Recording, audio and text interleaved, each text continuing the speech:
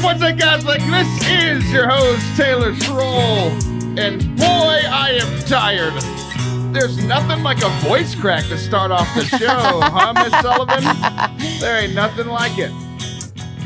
I just want accolades for not talking over the intro and outro music yet. Yeah, you have not done that yet. Although I love that the first thing that you did on today's show is laugh at me. That's the first thing you did. I yell like I always do. My it's voice how I cracks spend the 'cause I'm majority of my exhausted. time with you, Taylor. And you're just like, ah, ha, ha, you dummy. That's great. Hey, Allison, while we're making fun of each other, Yes, Happy please. Easter. Happy Easter to you. He is risen. He is risen indeed. Oh my gosh, we are we are so cute. This is you and I are not like the model token, like know everything about Catholicism Catholics. Oh, but no. we just faked that one because Yeah, that was good. We did not plan that. I feel like everyone needs to know that. what would have been really funny is if you said that and I did like the millennial version, like he is risen for sure. Like totally. That needs to be a thing. It That's does. really funny. It does. Shout outs to John For Christ sure. and his for sure movement. For sure. Okay, fur shirt is. Speaking of Lent, did you wear a fur shirt?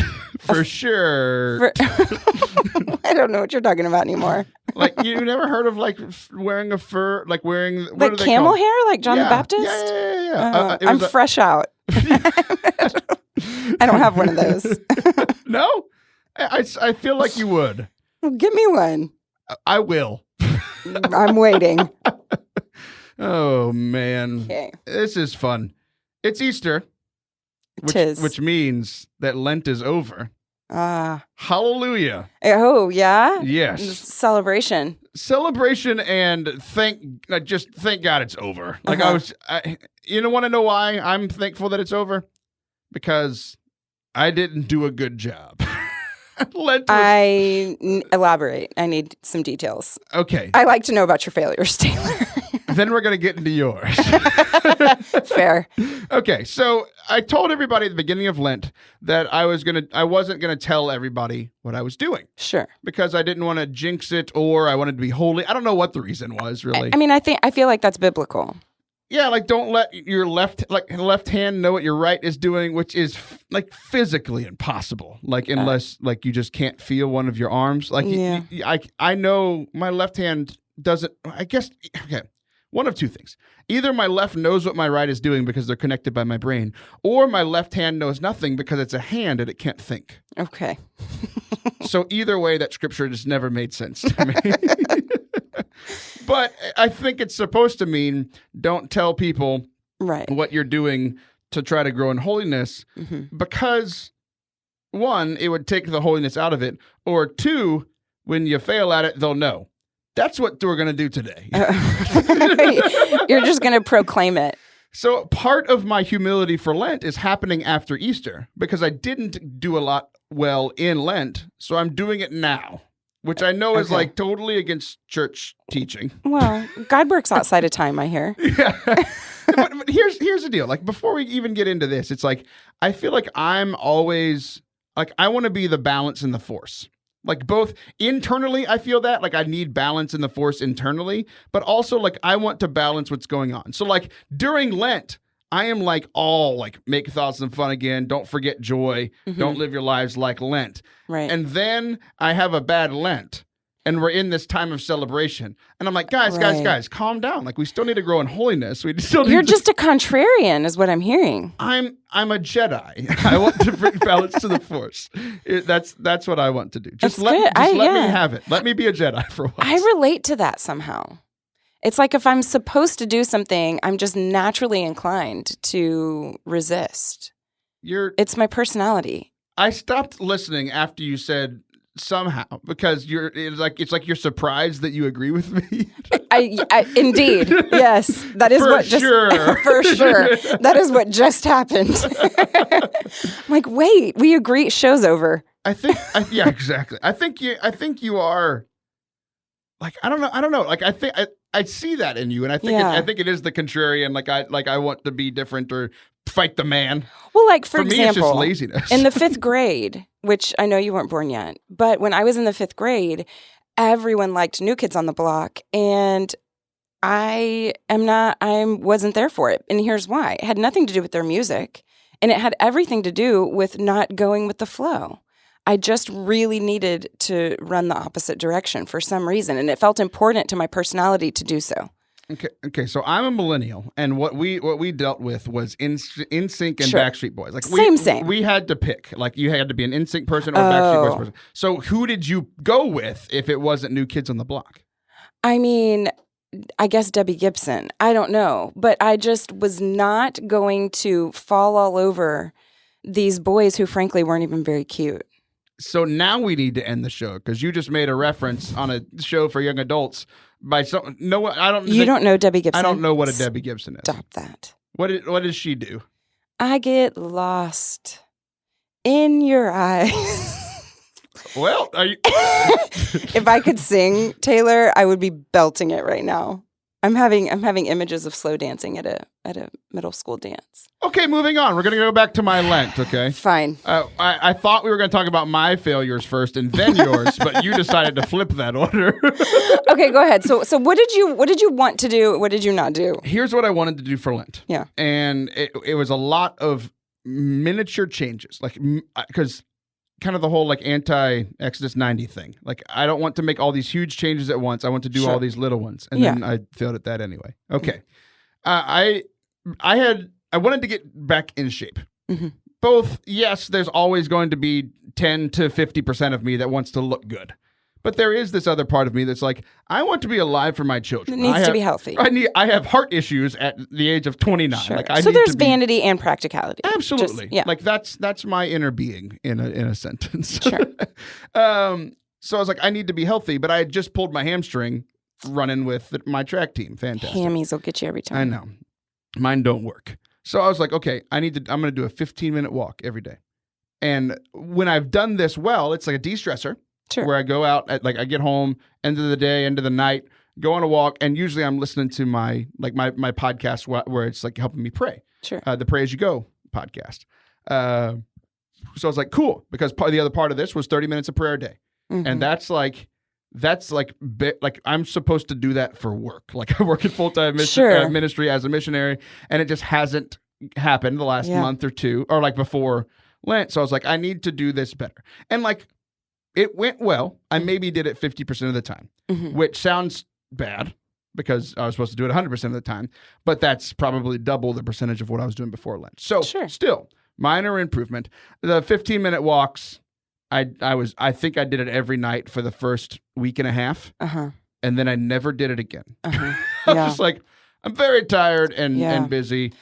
Isn't that interesting, though? Because you finished it feeling more peaceful, right? I mean, I would imagine. Yeah. So why do we not recreate the things that make us feel good? What is wrong with us? I don't know. And I think what's weird for me is like all of these things, like none of the things that I've done on here are new, except for there was one specific book that we'll get to that I was reading through. That was the only thing that was new. All of these things I've done before, and they have worked before. Mm-hmm. So I was like, if they've worked before, then they should work again. And I still couldn't bring myself to it because I'm a dummy. Right. Yeah. Yay, Easter. Well, I feel like when I finishing my Lent, the biggest realization for me was I feel like we can kind of boast about our own sufficiency. So we can kind of look back on our Lent if we were really great at it and be like, way to go, self. And Is that how you talk to yourself? Good job, self. You look fantastic today, self. You cute. You're cute, self. But, me looking back on my Lent and its, collection of failures. Wait, we're not to you yet. Well, but this is what I want to say, though, about not recreating the things that make us feel good and what's wrong with us, is that this is all about Jesus. Right. This is just all about Jesus. I can look back and go, holy smokes, I have very little to offer here. And so I'm not going to boast about, how great my love is for Jesus. I'm going to boast about how great Jesus' love is for me. Dang it, Allison, you just made the point that we're supposed to make, like, at the end as we move into break. So now we're going to end the show. I always do that. Darn Debbie Gibson, we should have stopped after her. No, but, I had grand aspirations to just learn more about fasting. I'm so bad at depriving myself. And that was your last appearance I on the show. We know, talked about which, fasting. gosh, you made me spill all the beans in public with a microphone. So talk about your left hand not knowing what your right hand's doing. Like, your left hand's doing what you don't want your right hand to do. So that's your version. But I really did want to learn a lot more about sacrifice, even in little ways, things that were really manageable, like you said. Just, and I had a list of questions, for myself, like, do you need that? Are you hungry? And so just these little barriers to instantly grabbing, because I grab for comfort. We all do. And I had, a list of 5 questions and it is amazing to me, the mental acrobatics that I can go through in order to convince myself that, yes, I do need that. And here's why it doesn't matter. And here's why it's no big deal. And here's why it is humbling, to say the least. So I did have a few successes, though, and they felt good when I had them. Ending the day with feeling like, okay, that is something I can do. And then filing that away to say, I can do the hard thing. Is it easy? No, but I know that I can do it. So I don't know. My Lent was kind of a mishmash of successes and failures. So it's interesting to hear you talking about the successes and failures back and forth. Mm-hmm. My biggest success was a failure. Yeah. This is the weirdest thing because I was traveling on a Friday. Don't eat meat on a Friday. I was in an airport all day. Mm-hmm. All 3 of my meals were in an airport. Yeah, traveling's hard. It was crazy. You want to know how to get sick very quickly? Eat seafood 2 out of 3 meals and beans in the other meal. Oh, gosh. Because I was so sacrificial, mm-hmm. I was sick for my entire trip. Oh, wow. Because I had a little tummy ache. Because I ate airport shrimp seafood twice. In an airport. Oh my gosh, guys! Don't do it. Don't do it. Just have a little conversation with Jesus and be like, "Look, dude, I got to work for you. I'm here to talk at this conference, and I really don't want to be plus beans. Yeah. Oh my gosh. Tummy ache, baby. Mm-mm. So like the tummy ache, it seems a little weird to complain about that like 4 or 5 days after, the cross. Like I understand that it's not as big of a deal. Yeah. But like, can I give up meat on Thursday? Like, can I do that instead? Right. Yeah. But yeah, because I did it. I was a good Catholic boy. Mm-hmm. I did not eat meat because that's going to make me holy. And then I was sick for 3 days. Yeah. Thanks. Don't get too far ahead of yourself. But when I think of, so I spend Easter season just weepy. I feel like you're either weepy at Christmas or Easter. Like people are either Christmas people or Easter people. And I'm an Easter person. Easter just undoes me. And Peter, there's something about him and his personality that just breaks my heart. I'm a Peter. You might be too. Are you a Peter? We can all tell at this moment that you didn't listen to last week's show. Very good. Oh, sorry, Taylor. I have not gotten there yet. I'm behind. But, just speaking out of turn and for too long and all that jazz. But Right. But here's what I want to say about him that really struck me about my Lent at the end is, at the very end when Jesus has made breakfast for him and he says, "Do you love me?" And he asks him with agape. The word agape. And Peter answers him with phileo. We're all very hungry. You know where my mind is. But Peter answers him with phileo. And so he's saying, "Do you agape me?" And he's saying, "I phileo you." And he's just so aware of his frailty. But, after this is all said and done, he's just so aware. And that's where I am right now. Right. And it's interesting you say that part because we did talk about that a little bit last week, but like this connection I've literally never made until you just said that today is like, so there's this prayer that I say when I go up for communion. I've been saying it since I was in high school. Mm-hmm. And the last line as you're going up to receive Jesus is, help me in my imperfect love to return love to you. Yeah. So it's like, it's this recognition of like, yeah, I can't love you like you love me. Yeah. I can't. Like you died, rose again, and then turned yourself into bread to be with me. Like I can't do any of that. I can't do any I can do the dying part, I guess. Like that's I can do 1/3 of what you did. Mm-hmm. But like, it is this, like, in my imperfect love in Lent, because it didn't go well. Like, all of these things, like, ignoring limits on my phone, ignoring not ignoring Bible app notifications, not cussing. Like, again, it went down a considerable bit. I gave myself a 70 out of 100 on the cussing thing. Yeah. Reading the Memento Mori book, I read like 3 days. Like, not very good. So, like, I averaged all these things out. The one that I did one well. And this one drives everybody crazy at my office. I'm dying to know. Because for Lent, I said, you know what? I'm going to turn off my phone for Mass. Oh. Because we all know that I think that the offertory hymn is Catholic intermission, and that's where I check the scores and check text messages and all these kinds of things. Wow. So I said, you know what? I'm going to be present for all of Mass. And I turned off. I did that 100% of the time. So I am a little proud of myself. That is there. good. And no one else is proud of me because they're like, you're an idiot. You should be doing that all the time. But I'm very proud of myself because the amount of times that I reached into my pocket to pull out my phone and it was off. Like, it's just a natural instinct for me. Sure. And I was just like, oh, it's off. Oh, I shouldn't be doing this. Like, I finally started having those realizations because it wasn't just like all that's built in from when I was a music director at a parish. So I was at 5 of the same masses every weekend. So like one mass, I would pay attention and my phone would be off. The other 4, I was on my phone because I can't pay attention at all 5 masses.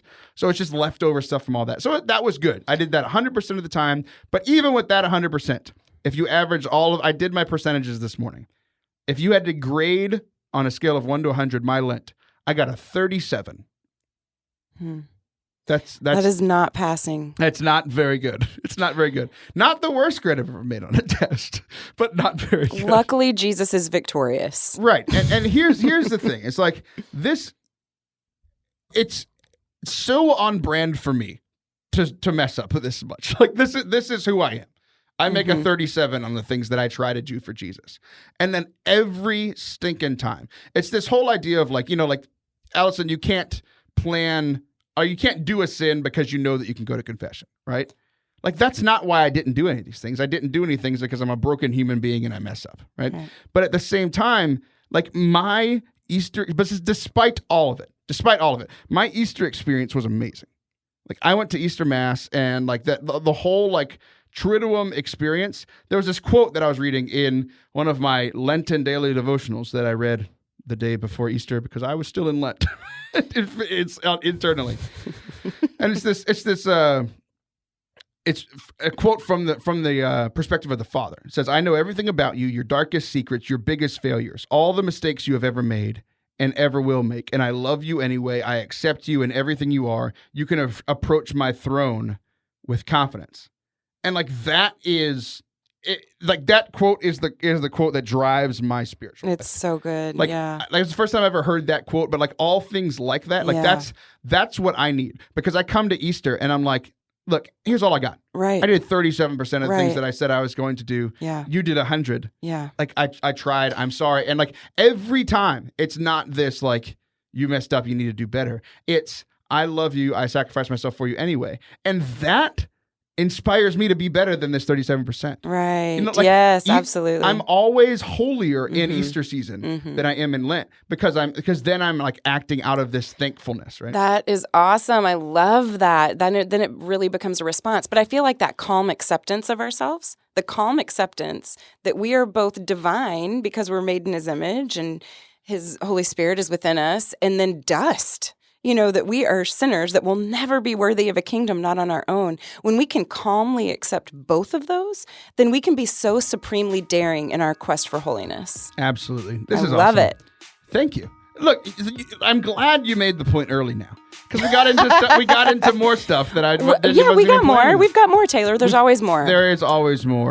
Speaking of more, we're adding more people to your ear holes whenever we come back. Father Joseph Anthony Kress, campus minister, chaplain over at the University of Virginia, who just won March Madness. He's going to join us. He is an absolute blast. Don't go anywhere.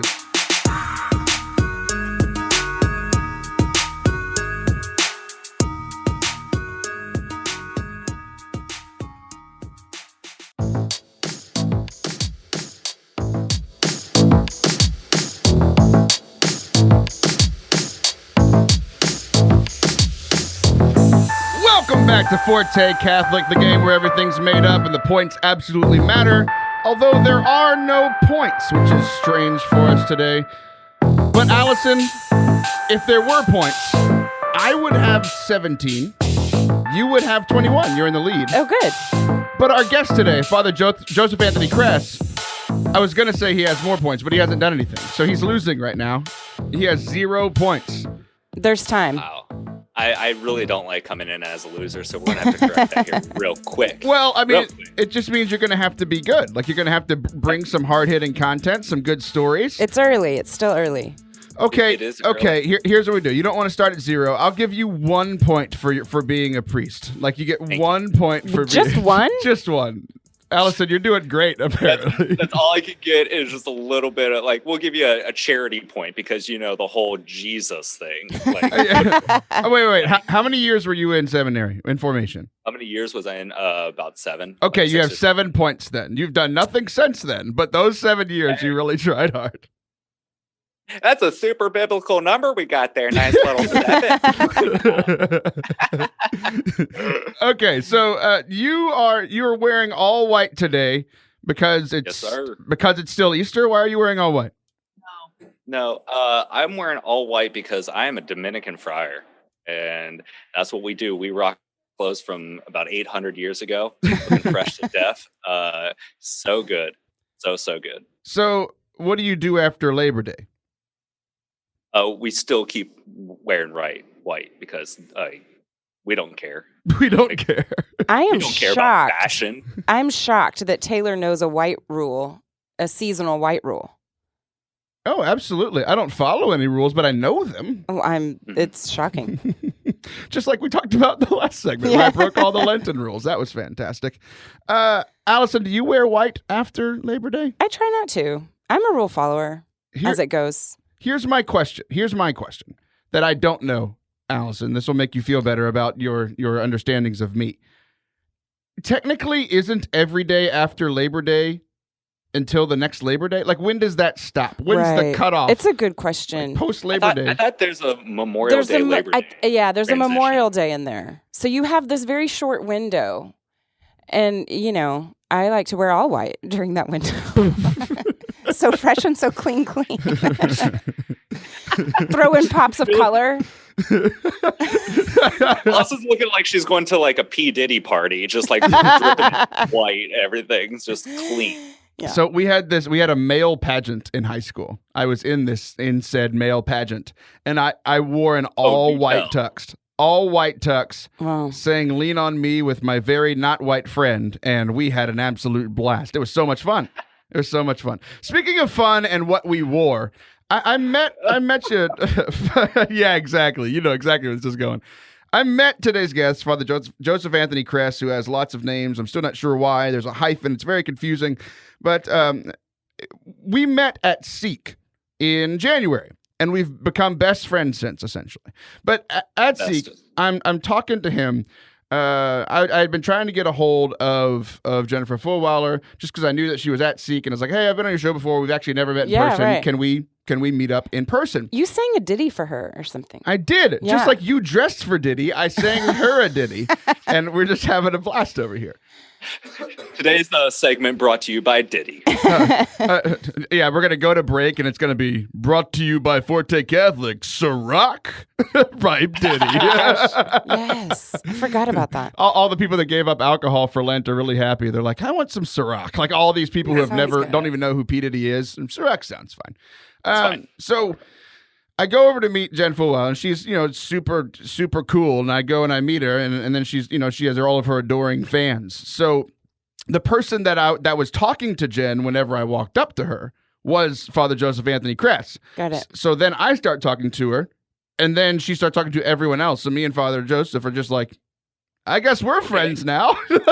Right. This is how this is going to We're go. like, okay, there are 2 dudes and like 25 females here, so I guess we just automatically became friends. Right. I like how you said 25. There were like 20,000 people there, and you're like, there are 7 of us. We're just sticking with that number 7. We're just going with that the whole rest of the show. Details. So we talk, we chum it up, we have a good conversation. And then like later that day, he comes by the booth and we have an even more in-depth conversation. It's one of those things that like a conversation that like you would have with like a really good friend, like about like frustrations and disappointments. And it's like, we met 20 minutes ago and now we're having this deep conversation. I love when that happens. And it was great. And everything, like, I was like, this priest is awesome. And then the big moment happened. This is where it got real. So like, I do want to take it back though. Like your booth at Seek was kicking. Okay. It was awesome. You had a prime location and it was just people were in and out. You would have a Nintendo Switch rolling or something like that. And so I just like kind of came by and I don't know what it was that kind of kicked off our conversation, but it just kept rolling and rolling. Before you know it, we're like 2 hours deep into this conversation, just being like, yeah, ministry, this is the life that we live. These are the sacrifices. This is the struggles, joys, and kind of sharing back and forth of what that looks like. Even though we both deal with different types of ministry, they're very interconnected in that kind of shared experience of it was real. And so like 2 or 3 hours deep, we're like, I think we should like go break because like we'll just get lost here real quick. Like, we don't like pull a ripcord on it. And I was like, this guy's been paused on Mario Kart for 3 hours waiting for me to come back. I kind of feel like I should go finish that round. And you turned around and it's your son. He's like, I'm hungry, Daddy. No, it wasn't my son. It was Matt Frad's son selling everybody's lunch back to him. That kid was a hustler. We talked about that before. That was awesome. But okay, so we have this great conversation. And then a few hours later, time is not a thing at Seek. I don't know when it was, but a few hours later, I'm walking by and weird things happen at Seek. Like there was a priest with a mullet. That wasn't him. But then this full T-Rex costume starts walking by. And there's 18, 19, 20,000 people there. Like I don't know this T-Rex. You can't see who it is. Then all of a sudden the T-Rex starts talking to me. And like there's like the T-Rex head. Like on all these like big characters, there's like the head, and then there's like this inflatable ones, right? Yeah. And then there's this little like peephole that you can get like the person's face in the can mouth. See out. Yeah, or like it was right below, like in the neck area. Okay. So I'm looking at this. I'm staring at this dinosaur in the neck. Why is this dinosaur talking to me? As one does. Yeah. I was like, and then the dinosaur says, "It's me." I'm like, who's me? Like I can't see you. You can see me. It was this man wearing his Dominican garb inside of a T-Rex, and then I just hung out with a T-Rex for a while. It was a bizarre day. That was our 3 interactions that day. And they just like kept escalating higher, and it just like the absolute pinnacle was our interactions in the middle of I think you had a guitar, you were singing songs, and I just like ran up in a T-Rex, and you kind of had that fear in your eyes. I've seen this movie, I'm gonna die. Part of you was like, I know he's not going to take my guitar because he has tiny arms. I'm not sure what else he's gonna do. It was terrifying and silly. And I also like how you said that our interactions escalated, like order of priest importance, meeting conversation, the deep theological ministerial conversation, but the pinnacle of all of it is meeting as a dinosaur. Totally like that's the peak. Yeah. That's the stance of the Dominican friars, actually. I didn't know if you knew this, but that's what we're all gunning for right there. So this is how we met, and I'm like, okay, this guy is awesome. I like him. We started following each other on social media, or at least I followed you. I think you followed back. I'm not quite sure. This is awkward. Okay, I followed back.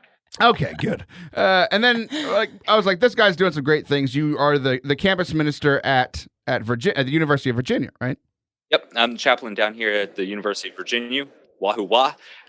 National champions. It's great. But yeah, Central Virginia is beautiful and wonderful. But you're in Texas, so that's weird. You're weird. Yeah, I know. So, you know why you're weird? You okay, so priests often say things confusing, and when they do, it's because they're speaking in Latin. You're speaking another word that no one else understands that became pretty popular at the end of March Madness because your team won. Congratulations, by the way. Thank you so much. What is this wahoo, wahoo, wahoo, wah? What does that mean in Latin? So it's like this unofficial mascot of the University of Virginia. So on the books, the University of Virginia are the Cavaliers, go Cavs. But there are some different traditions and battle cries through the University of Virginia. And one of them is the battle cry, Wahoo Wah. And you just shorten it again to like the kind of unofficial mascot are the Wahoos. And then it gets even shortened further to being the Who's, HOOS. And so our ministry name, our branding are the Catholic Who's, HOS, which is always hilarious when you're telling people what your email address is, or different things like that. They're like, who? What? Are you guys illiterate down there? But that's the kind of story behind it. And it just is this unique little kind of battle cry and mascot, the Wahoos. Yeah. We've had some questions about like the who's who in church. We've never had a what's who's. Yes, like right. This is the first time that's ever happened. So we got connected. We started talking, and then like one of the things that we had talked about, because you go on Jen Fulwire's podcast all the time, or in a radio show, and I was like, well, I need to get you on at some point. And then like 4 months later, I finally texted you and said, hey, will you come on in 12 hours? And you're like, sure, I'm not busy. It's just the Monday after Easter. In the morning, right before you have to go hear confessions. You're a good person. Much better than me. But everyone knew that because they've heard the show. Which, by the way, I think puts you ahead of me in points now. I think now the ranking. Yes. I think, what did you have? You had 21? 21. 21. I think I've lost a few points since we started. I think I'm down to like 12. Gap is narrowing. But you're at like 19 now, so you're in second place. Okay, we're getting there. We're moving there. I'm okay with that. You're about to lose some points, though, because we were talking about you getting a podcast, and I was very excited about you getting a podcast. Yes. I was like, I want to help this guy out. Like, I feel like he has a voice that people would want to listen to. And then the Lord emphatically said that shouldn't happen when you and I were having a conversation about this podcast. And then, we had talked, I was sitting in a Blue Baker eating my lunch, and then he calls and is like, hey, I want to do a podcast. I'm like, cool, let's do it. Here's how you do it. And he was all excited. And then he got in a wreck while we were on the phone. No. Yeah. I am driving my car. I'm just like trucking down, and I'm kind of getting excited and getting like working out in my head. Right. Okay, like, what's this going to look like? How do we want to roll this out? Yeah. The campus minister here in the ministry, Corinne and I, we've been talking about for a while. So we're like really balls getting moving. And as everything's like really progressing, moving in the right direction, one thing stopped moving, and that was the car in front of me. Wow. And I was like, ah! And it wasn't bad. It was just a little kind of love tap, a little like schmooch. And I was like, Taylor, I'll call you back. I just got in an accident. He was like, what? I was like, I'll call you back. Oh my gosh. The amount of times that has happened to me, apparently I'm distracting. Hold on. Why does this mean that the Lord emphatically said no? Could he just be saying pay attention? Could he just be saying slow down? I don't know. I don't understand the Lord, which is why I have Allison here all the time and a priest of the Lord here today. He works in mysterious ways. Yeah. Like insurance claims. The lady was very nice. He called me back like 45 seconds later. Everything's fine. What do you mean everything's fine? This is not fine. It was really amazing. Like both the vehicle in front of me and myself, we immediately pulled off into a parking lot, and I get out of the car and I'm in the habit. I'm like kind of upset because I'm like, oh, this is totally my fault. And she gets out of the car and goes, it's fine. Didn't even look at the back end of her car. She's like, it's fine. No big deal. I'm just going to continue on. I was like, okay. I want to get away from you. Yeah. You're that has happened a number of times. I get out of the car wearing my habit. And people are like, we're good. You just keep on with your life. It's no problems here. Here, take some French fries. Just go. It's like I got money from the wreck, but I'm also going to hell because I extorted a priest. Oh my gosh. At least you were wearing that and not the T-Rex outfit. That would have been a little strange. She would have been like, okay, there's a reason why you hit me. You couldn't drive. You couldn't like turn the steering wheel with your tiny little arms. It's the tiny hands again. So here's what I want to do. We have a few minutes left. I want to talk about the ministry that you do. Because you are working with college students, and a lot of our audience is young adults. So what are the things that you have noticed as a priest working with young people? What are the big things that young adults need to stay connected to their faith and find a place in the church? Um, yeah, I think it's really interesting because when we work on college campus, and what happens a lot is they are looking for basically two things. We live in a culture and a society that has delayed maturity basically to the age of the university in the Hmm. college time. So students are for the first time really experiencing independence, and Hmm. thus they're kind of searching for who they are. Hmm. A lot of what we talk about with the students is like understanding who we are and our identity. And that's just so important. And I always kind of go back to John Paul II, and he said, Jesus Christ reveals man to himself. And in this time where there's so much chaos and everybody's kind of telling them, hey, you do you, and you figure out who you are, and that's good for you, then that's good for you. I'm happy if you're happy, type of a thing. But there's this deep hunger inside of them that says, well, actually, I don't know what makes me happy, and I want to be drawn into something greater than myself. um, and so helping to kind of understand that human desire and speak to that and help them to encounter the one who does tell them who they are, that they're the beloved sons and daughters of God, and it's from that identity that they can take on anything else that's coming along the way. Hmm. That's the first thing that we really deal with, is just helping them to understand who they are and who they've been created in the image and likeness of. So like how does that happen? Because like a lot of like we're all everybody grows up in the church is told you're a daughter and son of God, you're a Yeah. child of God. Like how do we get that? Like how are you able to get that to set in with people who are like, okay, this actually means something in my life now? Yeah, I mean, it's a lot of just being there for them. I mean, a lot of these conversations and a lot of what happens is, um, we've increased our sacramental presence. We started doing adoration on grounds, and we have 3 daily masses for our students. Like we have a really robust sacramental life, and that's where it all has to begin. But a lot of it is drawing from that experience, but also just being there. Like a lot of it is going to be when they kind of get sick and tired of the party scene. Hmm. That's really when it happens. Like somebody will show up at mass on a Sunday night at 9 p.m. and realize they're done with it. Hmm. That one frat party the weekend before, just it's not what they really want. And another aspect is when they're dealing in the classrooms, or they're looking at applications and resumes and internships, and they kind of get everything that they'd set out for their first year here, and they realize that they're still not happy. Like that hasn't satisfied them. And so I think a lot of what we do is, when we find that hunger, when they express that hunger, is to be able to sit with them and try to kind of explain why they're still hungry, is because there's that lack of identity. And so we just kind of work within those contexts, and it's constantly having our antennae up for those types of situations, for those types of just moments where they're like, it's not enough here, and to search for more. I really love that age of human because I think they're the perfect human being. And I know they're not really perfect, but that's just the silly stuff.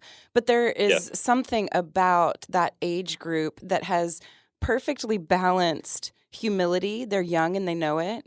And then a Mhm. little bit of life experience. And so the combination of humility plus a little bit of wisdom is just such a delightful combination. And it was at that moment in my own faith journey that I saw myself not as God loves his children, okay, but no, God loves me, his child. Mhm. There was something about that that became very individual. I think that when you picture, God loving his children in this big embrace, up until that point, that young adult point, I saw myself just outside of it.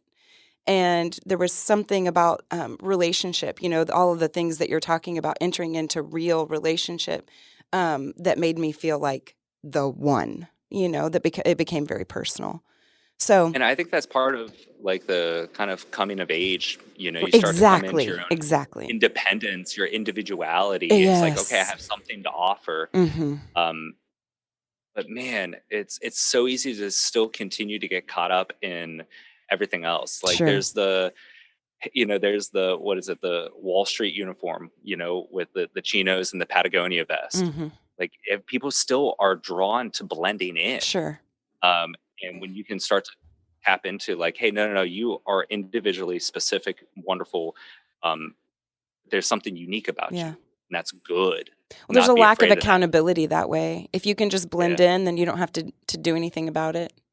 And so there's no response, to the love that he gave first. It's not necessary if it doesn't really apply to you. Yeah, absolutely. So for somebody listening who is hearing this as a young adult that doesn't have the community like you guys have on your university, like what's the take home for them? What's the thing for them? It's like, here's what you need to know and or do to take the next step in your faith, or just to know who you are, establish your identity.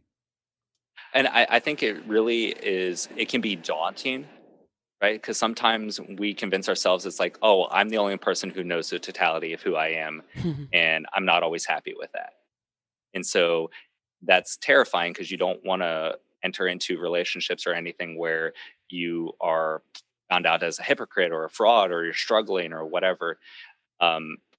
And you don't want to broadcast that. But what I encourage people to do, like you said, they may not have this kind of natural community of proximity that college campuses and college ministries provide, is that immediate, spontaneous proximity. I would say you got to start small. I saw a beautiful survey once where they're like, everybody, like no matter how popular you are, no matter how busy you are, how successful, it pretty much boils down to everybody only has about 200 to 250 people in their life they interact with on a regular basis. And I would say even out of that, you have to find maybe 3. If you can pick your 3 and share a life in a real way, don't just share residence, don't just share meals, but to begin to share a life together, that's where true community begins. And one of my friends once told me, you have to belong before you believe, and believe before you can act and behave. Yeah, that's good. And so if we want to really change kind of how we live our faith, we have to understand that we belong first, belong to God, and help to belong to each other. And then we can deepen our faith and belief, and deepen how we act and change how we behave. Yeah, it's really good. Well, Father, I'm glad you said that, because you're definitely one of my 250, but unfortunately you're not one of my 3, so we got to let you go. Our time is up. Our time is up. But hey, I think you did really good. It was just like if you're watching one of those sports shows where they're arguing and you get points as you go through. You made a bunch of great points. You have 22 points, narrowly beating out Allison for the trophy that doesn't exist. Well deserved. Very proud of all of you. Father Joseph Anthony, how can people find you on the interwebs? Okay, I'm on Instagram and Twitter at Kress, KRESSOP. Awesome. Guys, go follow him. He's a blast to follow, and he's a great example of what the priesthood should be. Thanks so much for coming on today. I appreciate it. It was a joy. We should do it again sometime. Oh, God bless, guys. Absolutely. Thank you, Father. Adios, guys. We'll be right back, Allison and I, for our final segment of the day.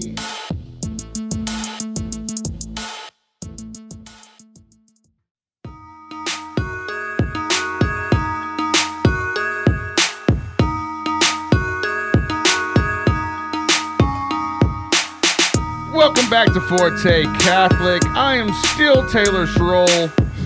My evil twin has not yet taken over today. But some would say that my evil twin, if they existed, would sound just like this.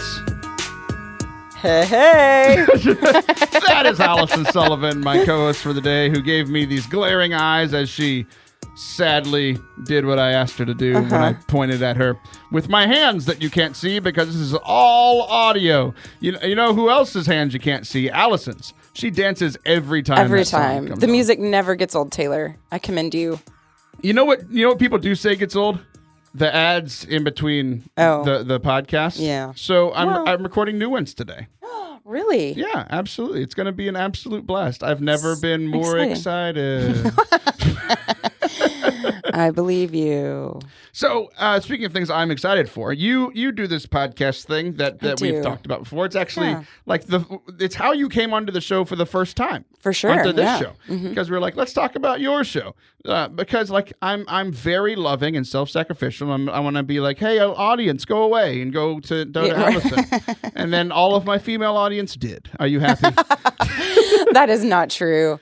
Okay, one of them stayed. Thanks, Mom. Okay, but Sinner Saint Sister, if you're interested, just saying. Right. So, Sinner Saint Sister is your podcast. I don't know if I've talked about it yet. I went on. Like, it came out last week. I don't know if maybe I have talked about it on this show. I don't know. It was a great episode. I loved it. It was fun. So go check out. Only listen to my episode. That's how we'll do this. Sinner Saint Brother is what we called that one because I'm a man. Yes. A real man. Yes, and you are the third man on the show. Right? Yeah. Still sad about that. I'm glad you brought that up. I thought that was good. I really wanted to be first. Oh. I've been on this Sinner Saint Sister game way before those other two. You know what? Have. You were a really loyal listener, and I really appreciated that. Oh, okay. Just a listener? Well, what do you mean? The amount of work I put into your podcast to help it get started. You're right. Oh my gosh, that was so rude of me. You're so right. Gosh, whatever, Taylor. You're just a listener at this point. Call you in the middle of the night. Help. Yes. I know. Okay. So you started... I started a podcast because I am surrounded by the most humble, insightful people. And as we were... We just talked about me coming on. You can't say things like that. It's like I'm immediately discredited. Oh, wait. The other people are humble. I'm insightful. That's what you meant. Okay. But as we were living life together and sharing details of life and how we had lived life deeply, it was like, everybody needs to hear this. I mean, I was having such wonderful conversations. So like, come sit with me in my closet and let me put a microphone in your face and let's push publish. And so that's how the podcast came to be. And what I was realizing was happening is that God works so beautifully within relationship. And so there was something about getting up close to stories that was really reconciling people, that was really bringing people together. As you know, I'm a convert. And so I love my Protestant roots and everything that I learned about celebration and joy of the gospel. And then I love That's where you're we talked earlier in the show about you being contrarian. Yes. That's where it comes from. Mm-hmm. You're just constantly protesting. Just protesting all the time. But I love my Catholic home too. And so the Lord pierced my heart for unity. Unity became very important to me. And then, you know how when something's true with a capital T, it's true everywhere? So it was like I had this great desire to see Catholics and Protestants worship God together. And then I started to have a desire to see unity across not just denominational lines, but racial lines and gender lines and age lines. So unity started to become a really important thing in my life. And so the live recording, which I was initially resistant to because I love me a good edit. You know what I mean? Like a live recording sounds kind of scary to me. But a friend had the idea and I said, fine, if Taylor will help me put it together because the technical aspects seemed really hard. And so we've had # more than a listener. More than a listener, yes. But this is the third one. And so this one feels especially vulnerable because it's about race. So I'm just choosing to, get up and talk about arguably the most divisive thing in our history. And so, but it's important. It feels really important. Everything is fever pitched right now.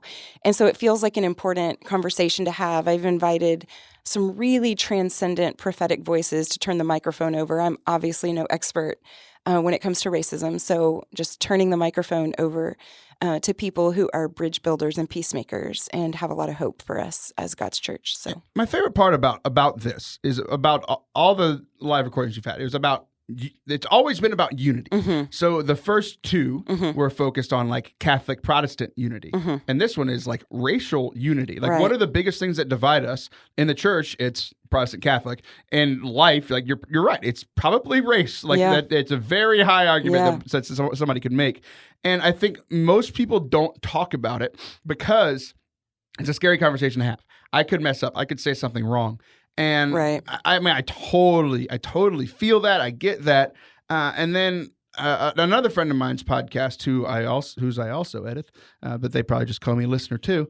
They said they did a podcast on like homosexuality and ministry, and it was not a perfect conversation. Right. And they admitted that at the beginning, and they were right. Like it wasn't a perfect conversation, but they tried. Exactly. It's two people who like are genuinely connected to God, genuinely like care about this issue. It's like somebody needs to talk about it. Absolutely. Because then people can start coming out of the woodworks. It's like, actually, when you said this, it meant this. And I think like that same kind of thing with you is like you're bringing in people with differing perspectives and people that could speak into this thing. And hopefully it's not none of us expect the conversations about race or Protestant Catholic or homosexuality to be conversation enders, but conversation starters. Absolutely. And racism is such an awful, ugly thing that we refuse to examine it. But I'm convinced that if we could just be a little kinder with ourselves, a little more gentle, then we could come to some truths a little easier, because nothing's going to change until it becomes what it is. But we're so afraid of being labeled a racist that we have these unexamined biases. And so we refuse to engage. And I am convinced that when our discomfort is so great that we refuse to have the conversation, then an enemy wins. Yeah, I totally agree with you. So people are coming in locally, but they're also coming in from all over the place. So where is it? When is it? And how do people get there? Yes. So it is April 30th. It's a Tuesday night. It's going to start at 7 and it will be over at 10. It's at the Grand Stafford Theater and tickets are $10. Come, listen. Is it going to be perfect? No, but it's a start. It's a conversation starter. Right here in Bryan. And I went to I've been to both of them, but the last one was so much fun at the Grand Stafford. Like there's a bar, which was fun. Even that old even that old bar tells a story. I loved that place so much. Sitting in the back, have a drink, sitting with Matt Regetz, who's been on the show before, a good friend of yours, who was one of the speakers that night.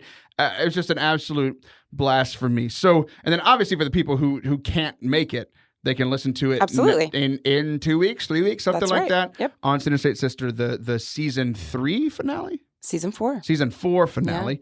Season 4 finale on Sin State Sister. It won't be as cool as obviously the last episode that released with me. But whatever. So I'm convinced that if we could just get our information knee to knee from other people instead of social media, it would be a really great start to some change. Wait, social media isn't the way to change the world?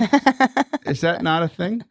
All the spin, all the bias. No. Wait. So what's the one thing you want people to walk away from at this event? I really believe that Bryan College Station is ground zero for revival. I've been saying that. I just think that we have what it takes in this town where every church is on fire to really be a city on a hill. I think that we can come together in this community and be a model and the ripple effects of change. God is doing something new. I like how you consider the Brazos Valley a city on a hill. It's like we're quite literally in a valley, but we can be. God is about paradox, Taylor. Paradox. Maybe you haven't heard. Maybe I haven't. Maybe you're right. Well, come. Well, I love it. So, hey, thank you guys for listening to today's show. Allison, thanks for coming in on Easter Monday morning as we record I love it. I love being here with you. I love the things that come up, some things we plan, a lot of things we don't. Always a good time. Well, I always have a plan, and then usually we talk about derail other things. Yeah. But it's great. It's real life. I love it. I love our conversations. Guys, thanks so much for listening to today's show. For everything Forte Catholic, speaking, music, past shows, top shows ever, ForteCatholic.com. I'll be back next week. Say it!